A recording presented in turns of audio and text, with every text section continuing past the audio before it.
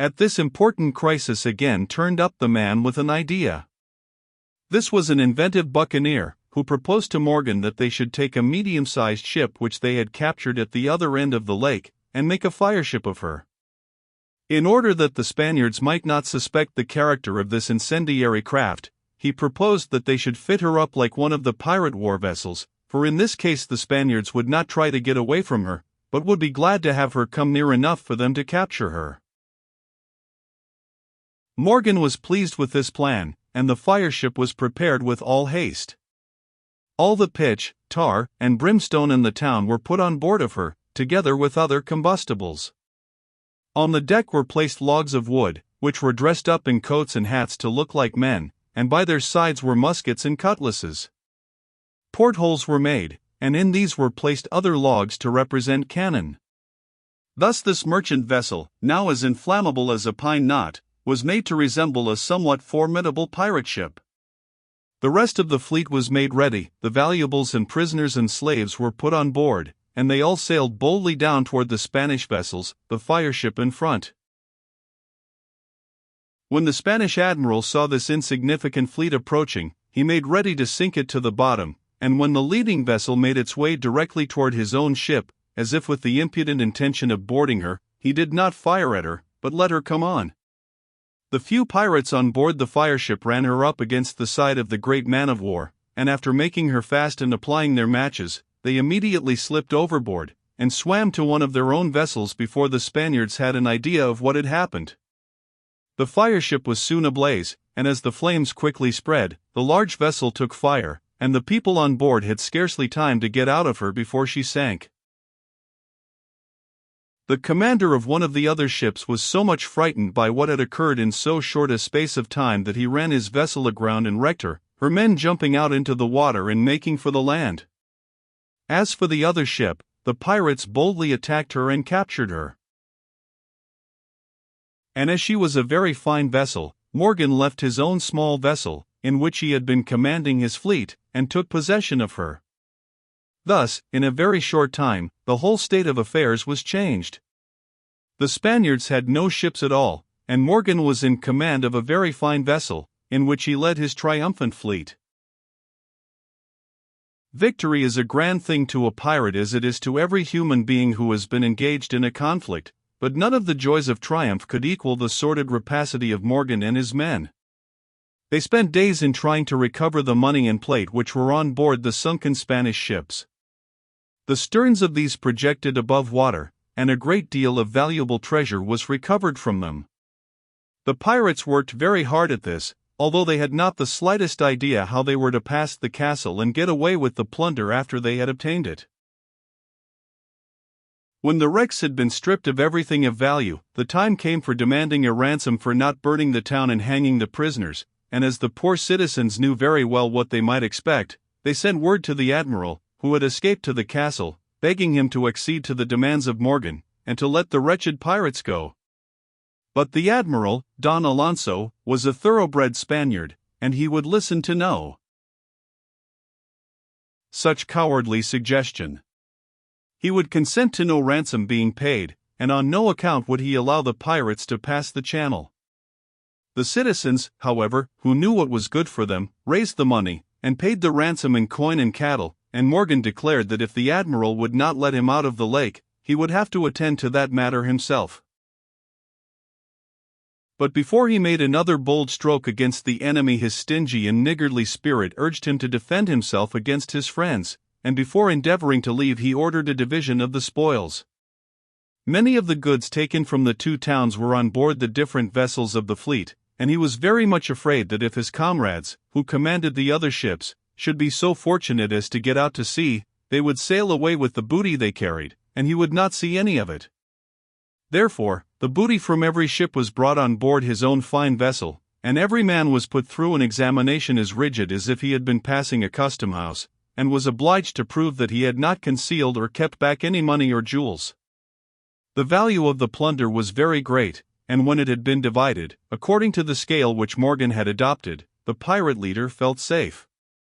He now had his share of the prizes in his own possession, and That to him was more important than anything else in the world. The question of getting away was a very serious one. The greater part of his fleet consisted of small vessels which could not defy the guns of the fort, and as the stout hearts and brawny arms of his followers could be of no use to him in this dilemma, Morgan was obliged to fall back upon his own brains. Therefore, he planned a trick.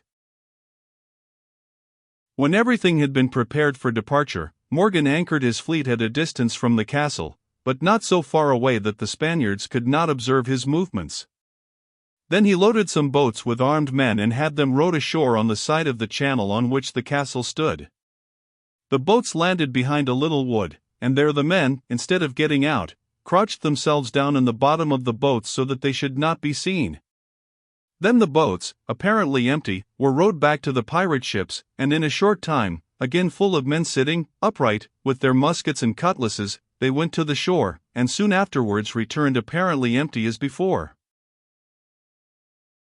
This performance was repeated over and over again, until the people in the castle were convinced that Morgan was putting his men on shore in order to make a land attack upon the rear of the castle during the night. But the Spanish admiral was not to be caught by any such clumsy stratagem as that, and, therefore, in great haste he had his big cannon moved to the land side of the fort, and posted there the greater part of his garrison in order that when the pirates made their assault in the dead of the night they would meet with a reception for which they had not bargained. When it was dark, and the tide began to run out, the pirate vessels weighed anchor, and they all drifted down toward the castle. Morgan's spies had perceived some of the extraordinary movements in the Spanish fortifications, and he therefore drifted down with a good deal of confidence, although, had his trick been discovered in time, it would have gone very hard with his fleet. It is probable that he had taken all these chances into consideration and had felt pretty sure that if the cannon of the fort had been opened upon them it would not have been the big ship which carried him and his precious load which would have been sunk by the great guns, and that no matter what happened to the smaller vessels and the men on board them, he and his own ship would be able to sail away. But the Spaniards did not perceive the approach of the drifting fleet, for they were intrepidly waiting at the back of the castle to make it very hot for the pirates when they should arrive. Slowly past the great walls of the fort drifted the fleet of buccaneers, and then, at a signal, every vessel hoisted its sails, and, with a good wind, sailed rapidly toward the open sea. The last pirate vessel had scarcely passed the fort when the Spaniards discovered what was going on, and in great haste they rolled their cannon back to the water side of the fort and began firing furiously, but it was of no use. The pirates sailed on until they were out of danger, and then they anchored and arranged for putting on shore the greater number of their prisoners, who were only an encumbrance to them. As a parting insult, Morgan fired 7 or 8 of his largest guns at the castle, whose humiliated occupants did not reply by a single shot.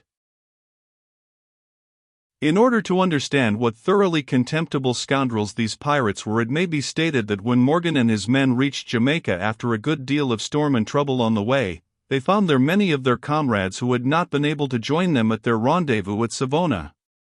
These unfortunate fellows, who had not known where Morgan had gone and were unable to join him, had endeavored to do some piratical business of their own, but had had very little luck and a great many misfortunes. Morgan's men, with their pockets full of money, jeered and sneered at their poor comrades who had had such hard times. And without any thought of sharing with them the least portion of their own vile gains, they treated them with contempt and derision. The buccaneer, Captain Henry Morgan, was now a very great personage, but with his next expedition, which was a very important one, and in its extent resembled warfare rather than piracy, we shall have little to do because his exploits in this case were not performed on our Atlantic coasts, but over the isthmus, on the shores of the Pacific. Morgan raised a great fleet, carrying a little army of 2,000 men, and with this he made his way to the other side of the isthmus and attacked the city of Panama, which, of course, he captured. His terrible deeds at this place resembled those which he performed after the capture of the smaller towns which we have been considering, except that they were on a scale of greater magnitude. Nearly the whole of the town of Panama was burned, and the excesses, cruelties, and pillages of the conquerors were something almost without parallel. Before marching overland to Panama, Morgan had recaptured the island of St. Catherine, which was a very valuable station for his purposes, and had also taken the castle of Chagres on the mainland nearby, and on his return from the conquest and pillage of the unfortunate city he and his forces gathered together at Chagres in order to divide the spoils. Now came great trouble and dissatisfaction. Many of the Buccaneers loudly declared that Morgan was taking everything that was really valuable for his own, especially the precious stones and jewels, and that they were getting a very small share of the booty of Panama. There seemed to be good reason for these complaints, for the sum of about $200 apiece was all that Morgan's men received after their terrible hardships and dangers and the pillage of a very rich town. The murmurings and complaints against Morgan's peculiar methods became louder and more frequent, and at last the wily Welshman began to be afraid that serious trouble would come to him if he did not take care of himself. This, however, he was very capable of doing. Silently and quietly one night, without giving notice to any of the Buccaneers at Chagres, except a few who were in his secret, Morgan, in his large ship, sailed away for Jamaica, followed by only a few other vessels, containing some of his favored companions. When the great body of the Buccaneers, the principal portion of which were Frenchmen, found that their leader had deserted them, there was a grand commotion, and if they had been able, the furious men who had had this trick played upon them, would have followed Morgan to treat him as they had so often treated the Spaniards. But they could not follow. Morgan had taken great care that this should not happen. Their ships were out of order, they had been left very short of provisions and ammunition, and found that not only were they unable to avenge themselves on their traitor leader, but that it would be very hard for them to get away at all. Poor Esquemeling, the literary pirate, was one of those who was left behind, and in his doleful state he made the following reflection, which we quote from his book, Captain Morgan left us all in such a miserable condition as might serve for a lively representation of what rewards attend wickedness at the latter end of life. Whence we ought to have learned how to regulate and amend our actions for the future. After Morgan had safely reached Jamaica with all his booty, the idea renewed itself in his mind of returning to St. Catherine, fortifying the place and putting it in complete order, and then occupying it as a station for all pirates, with himself the supreme governor and king of the Buccaneers. But before he had completed his arrangements for doing this, there was a change in the affairs at Jamaica. The King of England, having listened to the complaints of the Spanish crown, had recalled the former governor and put him on trial to answer for the manner in which he allowed the island to be used by the pirates for their wicked purposes against a friendly nation, and had sent a new governor with orders to allow no buccaneers in Jamaica, and in every way to suppress piracy in those parts. Now the shrewd Morgan saw that his present business was likely to become a very undesirable one, and he accordingly determined to give it up. Having brutally pillaged and most cruelly treated the Spaniards as long as he was able to do so, and having cheated and defrauded his friends and companions to the utmost extent possible, he made up his mind to reform, and a more thoroughly base and contemptible reformed scoundrel was never seen on the face of the earth. Morgan was now a rich man, and he lost no time in becoming very respectable. He endeavored to win favor with the new governor, and was so successful that when that official was obliged to return to England on account of his health, he left the ex-pirate in charge of the affairs of the island in the capacity of deputy governor. More than this, King Charles, who apparently had heard of Morgan's great bravery and ability, and had not cared to listen to anything else about him, knighted him, and this preeminent and inhuman water thief became Sir Henry Morgan. In his new official capacity, Morgan was very severe upon his former associates, and when any of them were captured and brought before him, he condemned some to be imprisoned and some to be hung, and in every way apparently endeavored to break up the unlawful business of buccaneering. About this time John Esquemeling betook himself to Europe with all possible dispatch, for he had work to do and things to tell with which the deputy governor would have no sympathy whatever.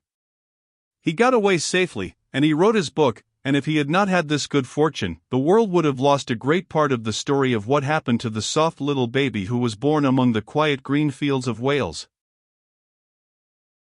Even during the time that he was deputy governor, Morgan was suspected of sharing in the gains of some buccaneers at the same time that he punished others, and after the death of Charles II.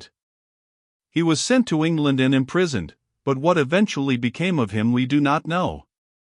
If he succeeded in ill-using and defrauding his satanic majesty, there is no record of the fact.